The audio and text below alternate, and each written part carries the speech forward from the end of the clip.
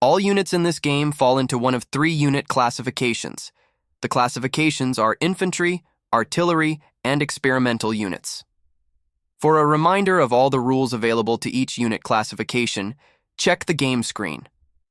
Fog of War units use their own unit classification profile, but we will discuss those rules elsewhere. Let's start with the infantry unit classification and go over the highlights. Infantry units are the backbone of your army and divided into 9 distinct types.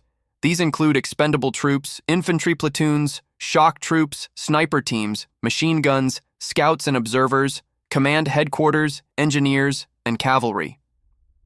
When making attack actions, infantry units must always target other enemy units directly with attacks. Infantry units may not target unguarded supply or empty sectors with their attacks. Infantry unit shock damage is 1 from any attacks they make. Each type of infantry unit fills a niche in the army and has unique unit stats and special rules. For a full detail of all of a unit's stats and special rules, consult the game screen. Expendable troops are cheap and disposable, good for soaking up fire. Expendable troops have no entrenchment bonus on their unit profile and take an additional strength damage if a snafu is rolled in melee combat. These units are cannon fodder, mostly useful as a sacrifice to prove to high command your front is worth investing in, driving up your score on the income tracker board. Expendable troops should not be relied upon to defend your front lines. Infantry platoons are the backbone unit that make up your forces. Infantry units have decent starting unit strength and attack. Infantry platoons add free trenches to open ground sectors they occupy at the end of the casualty phase. Reasonably cheap to field and with middle-of-the-road unit stats, these should make up the bulk of your fighting force. Shock troops are elite battle-hardened veterans of your army. These are the troops that have survived on the front lines and plan to continue that survival by any means necessary. Shock troops have excellent attacking and defensive stats. Shock troops can re-roll a single shock die each time they make an attack action. Shock troops are the units you call upon to secure and hold critical sectors, though they come at an increased cost. Sniper teams are useful when a surgical attack is needed. Death blow shock dice rolled from sniper teams deal 3 times shock damage instead of double. Sniper teams are also able to make an out-of-sequence attack action in the assault phase, potentially harassing and stopping the movement of threatening enemy units. Lastly, at the end of any turn in which they were revealed for any reason, sniper teams are always flipped back to a fog of war state. However, relying on camouflage, sniper teams do not receive their unit profile entrenchment bonus during melee attacks. This means while they are surgical tools, they will not hold up to real assaults. Machine gun units are the cornerstone of any reasonable trench defense. Machine gun units get an out-of-sequence attack in the shock phase. This means your defensive machine guns will all get to make an attack action prior to the enemy. These machine gun units will then be able to make their regular attack action later in the round, meaning each unit will attack twice in the shock phase. Machine gun units may also pay a supply to re-roll a miss shock dice rolled, paying several supply to re-roll several dice. Unlike other infantry units, machine gun units always make advance moves using the artillery unit classification movement value. Machine gun units are critical defensive units, but are slow to follow advancing troops and draw huge amounts of supply when making their attack actions. Scouts and observers are small, nimble units adept at passing critical information from the front lines. In the preparatory phase, a Scouts and Observers unit may choose a single enemy unit in a fog of war state within their effective range and flip it over to a revealed state. This unit never counts as being cut off and never requires supply for being cut off. More importantly for modern war, friendly artillery and chemical warfare division units may target any sector within the effective range of a revealed Scouts and Observers unit. This greatly extends the range of your artillery, allowing it to be allocated to where it is needed. However, being small recon groups, Scouts and Observers units do not receive their unit profile entrenchment bonus during melee attacks. Command headquarters are your junior officer command posts on the front lines, where orders are passed to your troops. You generate 1 extra tactics card in the planning phase for each friendly face-up revealed command headquarters unit present on the game board. Face-up command headquarters units also generate 2 free supply at the start of the preparatory phase. Command headquarters units are critical for the functioning of modern armies, but will need to be protected adequately as they make a tempting soft target. In the preparatory phase, engineer units use supply to build sector features and modify sectors by removing craters or barbed wire from the battlefield. Check the game screen for the cost of these actions. Engineer units build improvements using supply directly from the sector they are located in, even if they are modifying a different sector within their effective range. These sector improvements are cheaper to build with engineer units than by using industrial logistics directly. Unlike industrial logistics purchases, engineer units may build sector features outside of their friendly trench lines, provided the sectors they are building in are within the unit's effective range. All sector features built must be placed within the effective range of the engineer unit. A single engineer unit can modify any number of sectors in a preparatory phase, provided that sector does not have an enemy unit or gas token in it. As soon as an engineer unit adds a sector feature or modifies a sector, it may not make any further advance moves for the remainder of the preparatory phase. Engineer units may not modify sectors outside of the preparatory phase. Whether it is preparing your defenses or removing a critical piece of the enemy player's barbed wire, engineers are critical units for your forces. Cavalry units are effective if not outdated relics of a bygone era. Cavalry move fast and make devastating melee attacks. Cavalry units always use their maximum advance movement value with no cost of supply when making advance moves. However, cavalry units are unsuited for trench warfare. Sectors with any gas tokens, trenches, or craters are considered impassable to cavalry units. This means cavalry units may not declare melee attacks against units in sectors with these features. Cavalry units never gain an entrenchment bonus from trenches, craters, or fortifications for any shock damage they receive. If a cavalry unit is ever present in a sector with any craters or gas tokens, the cavalry unit may not make further advance moves until all the craters or gas tokens are removed from the sector. Despite these limitations, cavalry are fast and hit hard. Cavalry units charge enemy units, taking them off guard, meaning they always finish their round of melee attacks before the enemy unit is able to attack back. Cavalry are extremely useful for exploiting breakthroughs and cutting down infantry left in the open, but will find their usefulness limited when trenches extend across the front. The next distinct unit classification is the artillery unit. Artillery units only gain attack actions in the bombardment phase and are divided into 4 distinct types: trench mortars, light artillery, medium artillery, and heavy artillery. Unlike infantry, artillery units always target a sector, not a specific unit. This means an artillery unit may target an empty sector or a sector with unguarded supply. Artillery unit attacks cause crater damage to the battlefield on top of their regular unit shock damage. Artillery units may also be chosen to make gas attacks anytime they are selected to attack.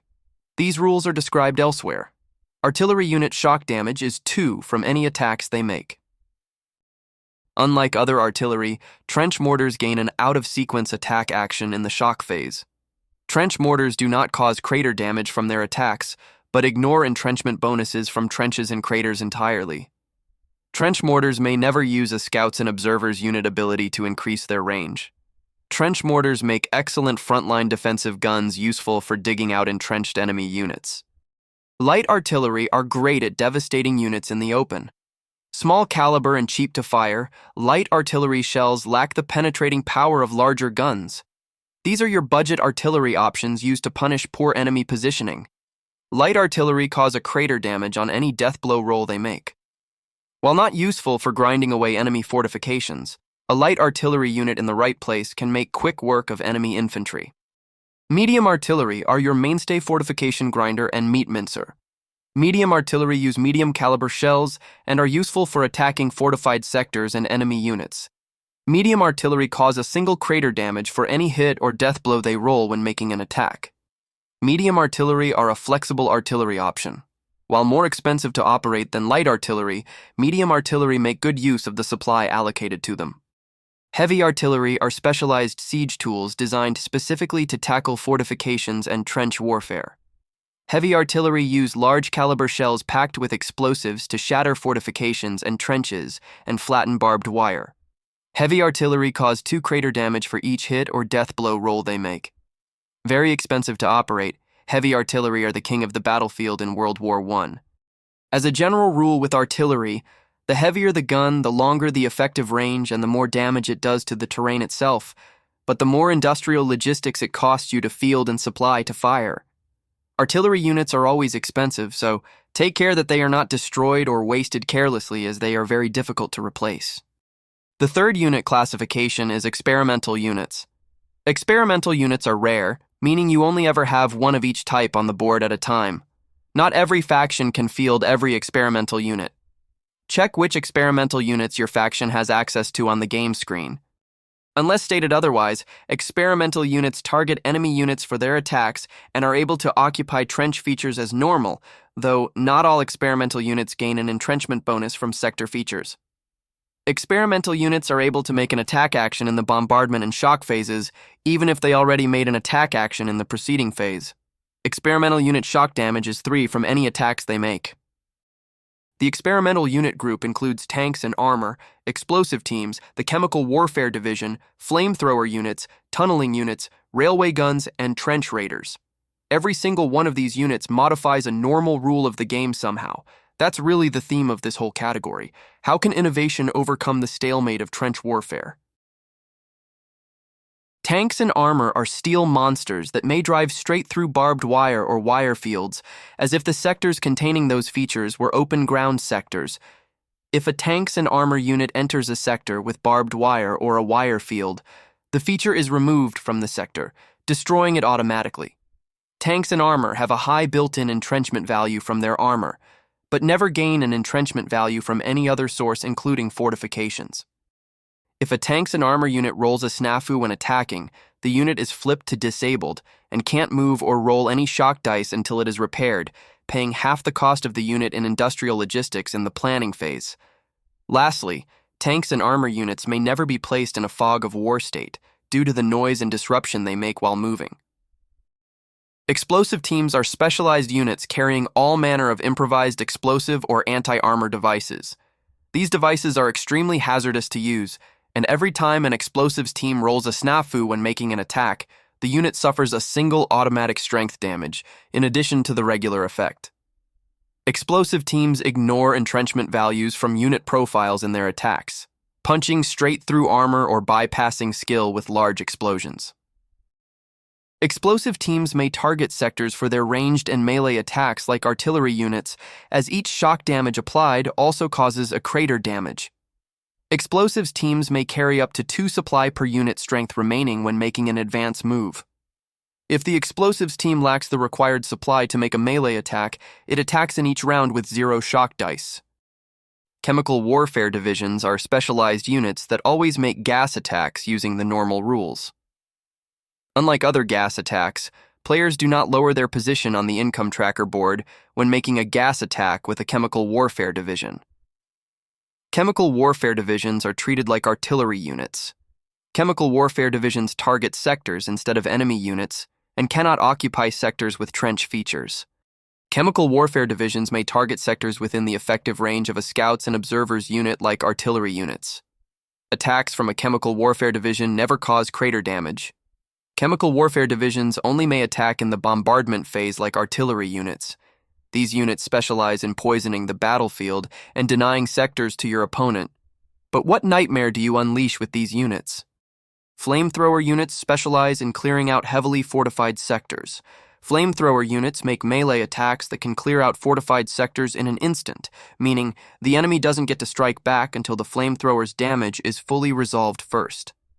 The attacks from a flamethrower unit ignore the entrenchment value provided by trenches, craters, and fortifications. Each hit or death blow rolled by a flamethrower unit also removes a single fortification from the attacked sector once the round of attack is resolved. If the flamethrower unit lacks the required supply to make a melee attack, it attacks in each round with 0 shock dice. Flamethrower units are nasty additions to any army, burning enemy soldiers from their hiding places. Tunneling units dig underground to plant large explosive mines beneath enemy forces. Tunneling units may occupy sectors that are normally impassable to units such as those with barbed wire. Tunneling units may also make advance moves and be placed in sectors occupied by enemy or friendly units. Tunneling units ignore all increases to advance movement cost from any source, including craters and gas tokens, treating every sector as if it were an open ground sector. Tunneling units may not declare attacks against any units except other tunneling units. Tunneling units are also immune to all received shock damage from any source, except from shock damage generated from other tunneling units. However, tunneling units must pay double the normal supply cost to increase their advance movement value. This means the unit must pay 4 supply to make an all-out advance. Moving under the earth is no easy feat. If selected to make an attack action, a tunneling unit may choose to detonate its mine. The tunneling unit rolls on its own special damage chart, potentially changing the landscape of the battlefield. The effects of the exploded mine are then applied to the sector the unit is located in, and the tunneling unit is removed from the board. Tunneling units do not count as a casualty for either player when they are removed in this way. Railway guns are behemoths of steel that fire colossal shells kilometers away from any real fighting. Unlike other units, railway guns are placed in your supply depot and may never actually leave your supply depot, pulling supply to attack directly from the supply depot. Railway guns fire at such a long range, they can target any sector on the board from complete safety. Due to their distance from the battlefield, railway guns may themselves never be targeted or affected by any friendly or enemy tactics cards. Units subject to their shock damage may still be targeted by tactics cards as normal. Railway guns themselves cannot be placed in a fog of war state, though like tanks and armor units you are not required to declare their purchase. Railway guns are unreliable and are at risk of becoming disabled through their own mechanical failings. Railway guns may only make an attack action in the bombardment phase and target a single sector as artillery units do. Railway guns roll a single shock dice and consult their own damage chart to see the effect of the attack. If a railway gun rolls a 1 on this chart, it is flipped to disabled and can't make further attacks until it is repaired in a following planning phase by paying half the cost of the unit. However, if a 6 is rolled on the chart, the gun rolls again on the chart, adding the additional damage and potentially chaining damage. If a 1 is rolled on subsequent rolls, the initial damage rolled still applies to the target before the unit is flipped to disabled. Trench raiders are specialized veterans pulled off the front line and formed into commando units.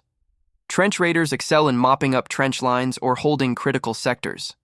Their attacks are devastating, and they have the tools, if the supply is available, to hold out against any enemy and the worst odds. Trench raiders re-roll all snafu dice rolled. Trench raiders have a low base attack, but may spend additional supply to increase the number of shock dice they roll in melee attacks. Trench raiders rely on specialized grenades and innovative trench weapons like shotguns to make their attacks. These are your true elite veteran units. Not every experimental unit is available to every faction army. Which ones you use will be based on what you have available to you, as well as the circumstances you face on the battlefield. Which experimental unit will you experiment with to take that impossible sector? This has been an overview of the units available to you. All unit stats and special rules are listed on the game screen for quick reference. The units you buy and field in battle are key to holding your section of the front line and pushing through the enemy defenses to a real breakthrough.